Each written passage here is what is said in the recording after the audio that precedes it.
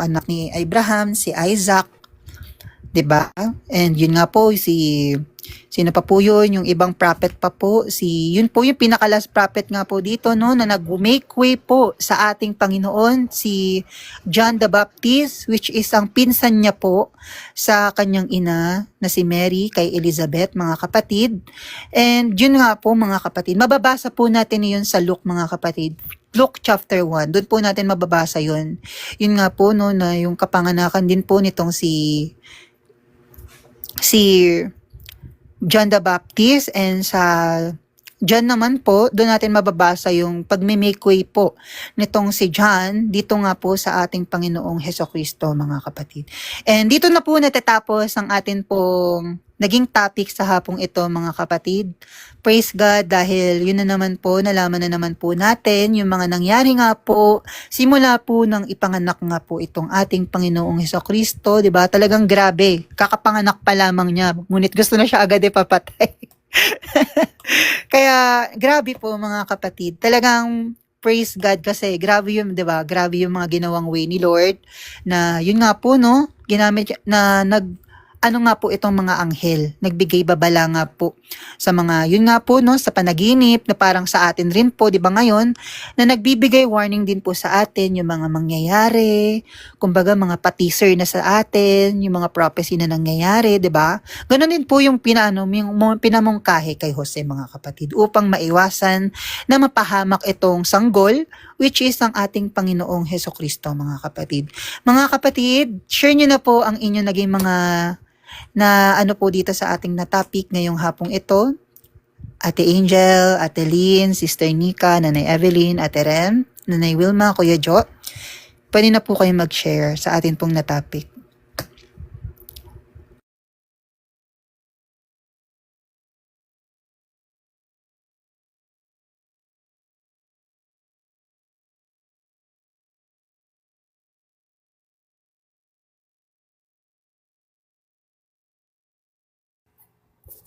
Ayan, praise God.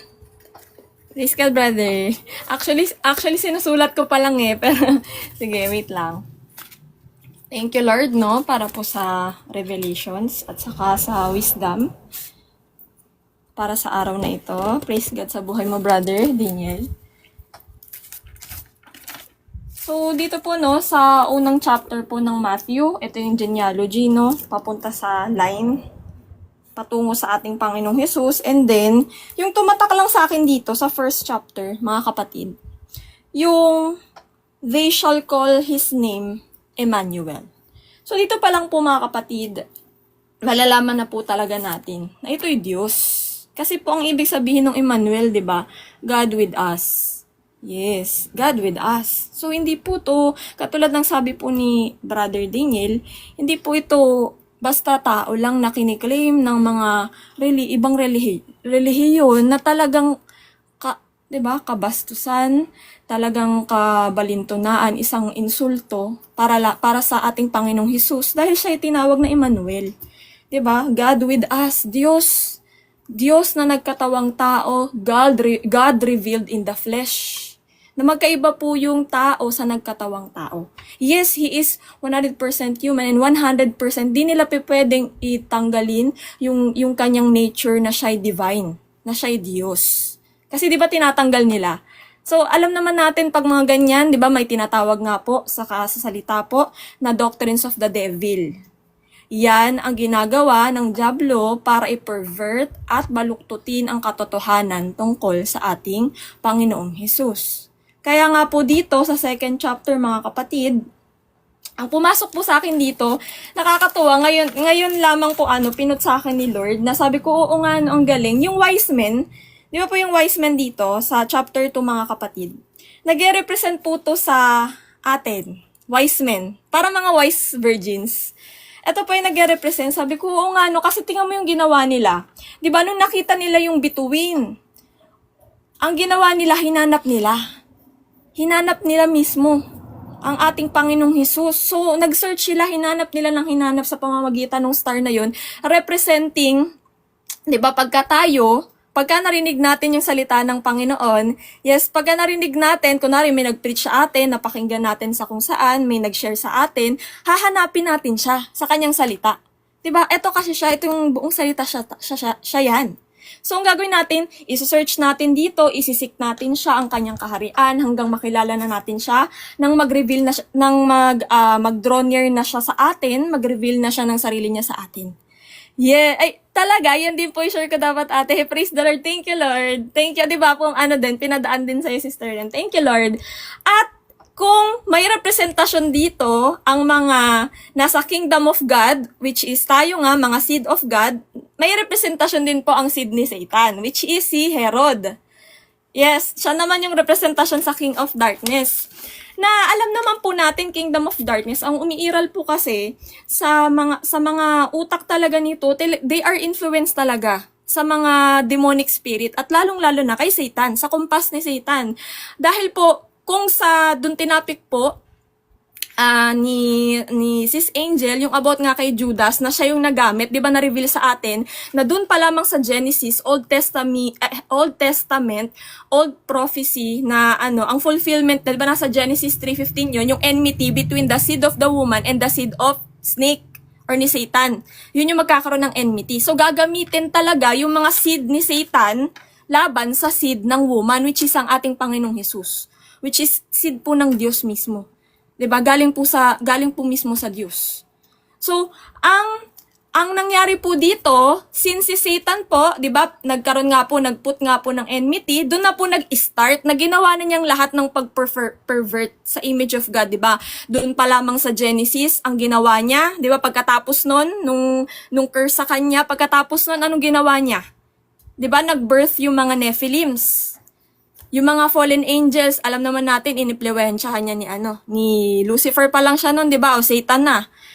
In-influence niya na hanggang sa ma-pervert nga po yung image of God, nagkaroon ng mga Nephilims. Half fallen angel, half human. Kaya nga po, ang Panginoon, ang sabi niya doon sa Genesis 6, di ba? Nagsisi siya. Nakaraniit niya ang mga tao kasi sila ay talagang na-pervert na. Yung imahe niya. 'Di ba, na itong mga fallen angels na ito na lumapastangan, nagrebelde sa Panginoon ay talagang binaluktot nila. 'Di ba, dinumihan nila. So sabi nga dito ng Panginoon, the Lord saw that the wickedness of man was great in the earth, and that every intention of the thoughts of his heart was only evil continually. Kasi nga po talagang na-influensyahan na po ng Kingdom of Darkness. 'Di ba, na-influensyahan na nila Satan. Kaya nga po, sila po ay nagamit para nga po ma-birth yung mga hybrids or yung Nephilims, mga giants. And the Lord regretted that He had made man on the earth, and it grieved Him to His heart. So the Lord said, I will blot out man whom I have created from the face of the land. Ibig sabihin dito, hindi lang yung mga pure man, kundi yung mga half man or yung mga hybrids. Yun yung tinutukoy dito, iba-blot out niya. Lahat, pati man and animals. Kasi nga po, na-pervert na nga po, pati nga yung mga animals. Kasi magtataka kayo, bakit pati animals sinama ng Diyos? Kasi nga na-pervert na. Pati yung mga DNA ng mga hayop, binaboy nila Satan, 'di ba? Kalahating kalahating ganto, kalahating ganyan. So, ang ginawa ng Panginoon, winipe out niya in the tawag dito, all creeping things, all animals, all man, and birds of heavens, for I am sorry that I have made them. But Noah found favor in the eyes of the Lord. So, si Noah, yung naging pag-asa ng Panginoon sa humanity. And then, kung i-connect nga po dito, so si Satan, gagamit na naman po ng tao, kasi alam po natin na si Satan, kabisado niyang scripture, magmula pa sa Old Testament, di ba? Nandiyan na siya, noong mga panahon pa lamang ng yung mga propeta, ay pinoprophesy nila, yung about sa ating Panginoong Jesus, yung coming of the Messiah, di ba yan, pinoprophesy na yan ng mga propeta sa Old Testament. So, etong si Satan, hinahanap niya, kung, di ba, gagamit siya ng mga tao para mapigilan yung pagpapanganak. Sister, may pinapadala si Satan para... Yes. Amen. At may, di ba, yan nga po, praise God, Brother Joe. Ginamit niya po, etong si Herod, di ba, na seed nga po, di ba, at kabahagi ng Kingdom of Darkness kasi tingnan mo naman 'di ba? Yung lahat, halos lahat 'yan kung babasahin niyo dito sa New Testament, yung line ni Herod hanggang sa kaapu-apuhan niya pare-parehas yung ugali. Meaning same spirit, same evil spirit. Talagang katulad parang si Jezebel spirit, same Kingdom of Darkness representation. So ibig sabihin talagang ginagamit sila ni Satan. Yes, Ezekiel pa lang, yes. So, ayan mga kapatid, yan yung representation yan. Kaya ang ginawa niya, yung mga wise men nga po dito, 'di ba, representing us, na nung katulad nito mga wise men nakita yung bituin ng Panginoon, hinanap siya at nung nakita dito, sabi dito, they fell down and worship him.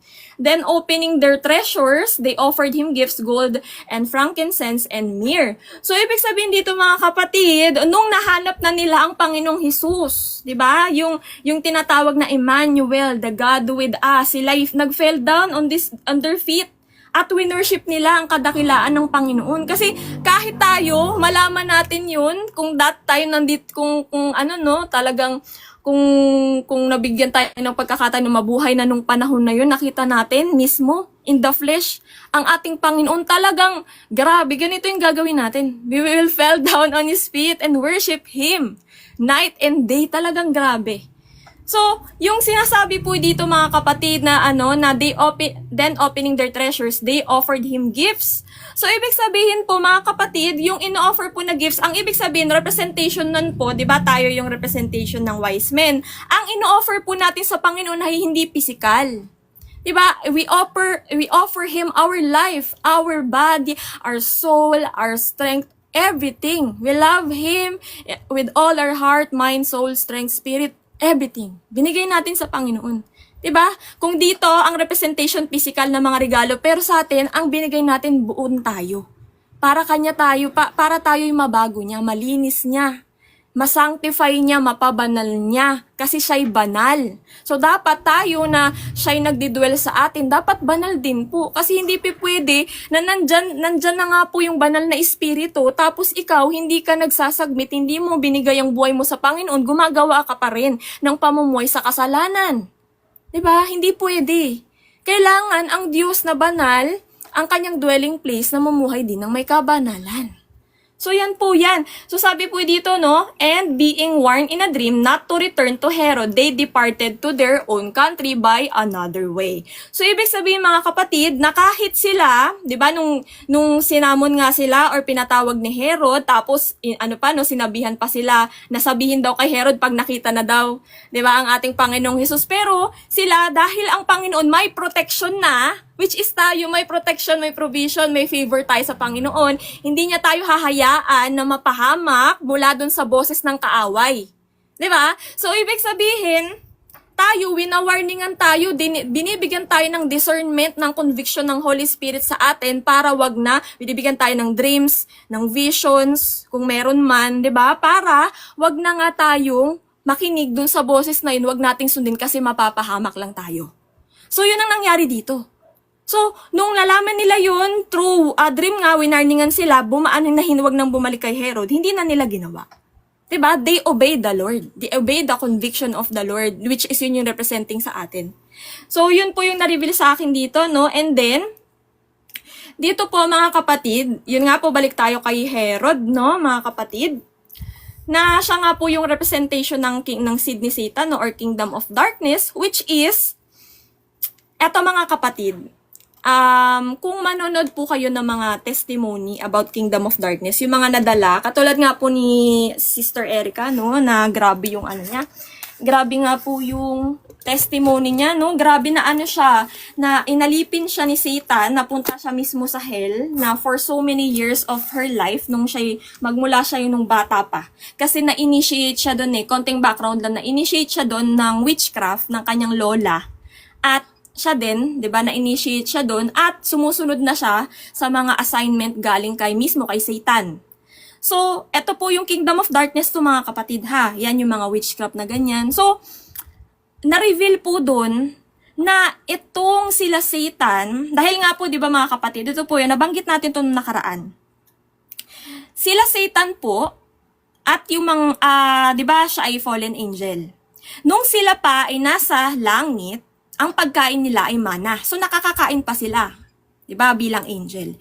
Pero nung pinatapon na sila dito, wala na silang pagkain. Hindi na sila sustained by the Lord. So humanap sila ng ibang makakain, which is blood.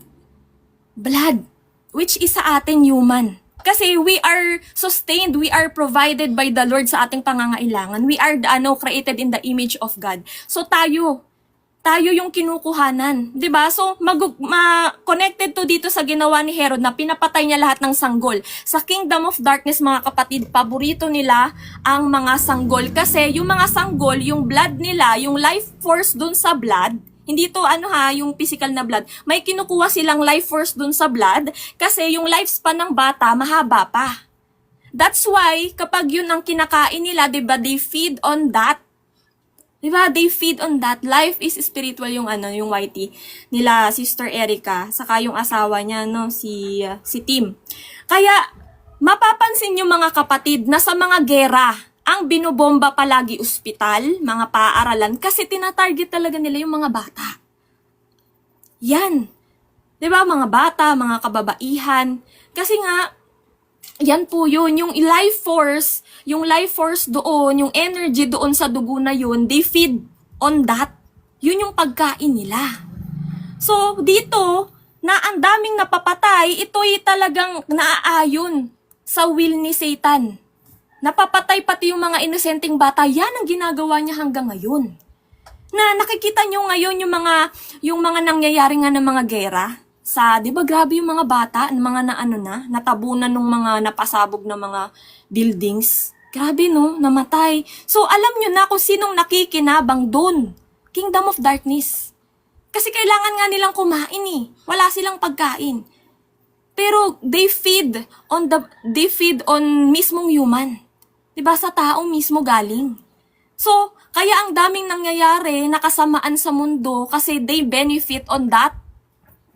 Yan. Kaya, kita nyo, pinapalaganap ng Kingdom of Darkness, agenda nila yung abortion, agenda nila yung lahat. Diba? Yung mga accidents, they cause accidents. Yun nga, kinonfess ni Sister Erica, dati nga siyang witch, diba? Nagpa-practice siya ng witchcraft kasi na-initiate nga siya doon. Pero ngayon, she is covered by the blood of Lord Jesus Christ. Talagang sila ng kanyang pamilya ay sa Panginoong Jesus na, praise God, sila ay na-delivered na. At ang na-reveal po doon, they are causing accidents para po yung blood ay talagang ino-offer nila sa mga demons, kay Satan mismo. 'Di ba? So, doon pa lamang malalaman nyo, life is spiritual po talaga. Kaya po, nangyayari ang mga aksidente ay dahil they are feeding. They are benefiting on that. Yan yun, mga kapatid. Kaya ito, no Isa pa wonder, din huwag na ate kayong, yung sis brother. yung mga batang babae ngayon, puro batang babae yung nawawala, mostly babaeng bata. Ayun, eto pa po. Hindi lang yung mga, bata, hindi lang, mga Epstein files, yun ba yan? ayun, yun. Yan ay talagang sa agenda ng Kingdom of Darkness. Kita niyo mga ginagawa nila, pinapervert nila, at hindi lang po mga kidnapping. Yung kinikidnap, tapos yung mga organs kinukuha, di ba nakikita na lang, napatay na. Lahat kinukuha nila. Pati sa babae, ang kinukuha naman nila, mostly yung uterus. Kasi they are talagang interested dun sa uterus ng babae kung paano nabubuo ang bata. Kasi talagang grabe yung masterpiece ng Panginoon nung create niyang tao. Sila kasi, di ba, hindi na sila welcome dito. Di na nga sila welcome dito. Lalo yung mga demons, wala silang body. Di ba? Kaya nagpo-possess sila ng iba para magka-body sila. Kasi dati silang may body, di ba, yung mga Nephilims. Pero, dahil nga nung sila nung flood, yung naglalurk yung kanilang mga spirit. 'Di ba? So, kailangan nila ng katawan para doon mag-manifest yung kung anong ugali nila. 'Di ba grabe yung mga ugali? Puro fruit ng ni Satan, kasamaan. Yan yun, mga kapatid. Kaya no wonder na yun nga po, nalaman natin, nakabahagi po yan ng agenda nila Satan, yung pagpapapatay po ni Herod sa mga bata dito. 'Di ba? At parang another purpose nga po niya ay para baka sakali masama po doon yung 'Di ba? Yung hinahanap po nila, which is the Messiah, our Lord Jesus Christ. Pero nagkakamali siya. Kahit anong crafty niya, kahit anong tuso ni Satan, never siyang mananalo sa Panginoon. Kahit nga po alam niya ang scripture. 'Di ba? The Lord will, 'di ba? Ang Panginoong Hesukristo nga ang only way, the truth and the life. Hindi hindi siya mananalo. Nagagamit ang hindi alam ni Satan, siya ang nagagamit ng Panginoon for the prophecy. Yung mga ginagamit niya ng mga tao, katulad nga ni Judas, 'di ba? Katulad nito ni Herod, nagagamit for the prophecy. So yun po yun mga kapatid, and then so far yun lang naman mga kapatid, no. Hindi ko kasi buong nasulat. Medyo tawag dito, hindi ko na nasulat lahat. Thank you, Lord. Maraming salamat. Praise mga God. Praise God, Ate Lynn, sa na-share mo. Tama rin yung talagang pumapasok kanina sa isip ko, sasabihin ko sana, ay, wala bigla nasabi ni Ate Lynn. Sabi Grabe no yung one nasabi spirit. na, Thank you, Lord. one spirit talaga. Praise God. So, baka po may gusto pa po mag-share, Sis Nika, Nanay Evelyn, Nanay Wilma, Sis Rem, Ate Angel.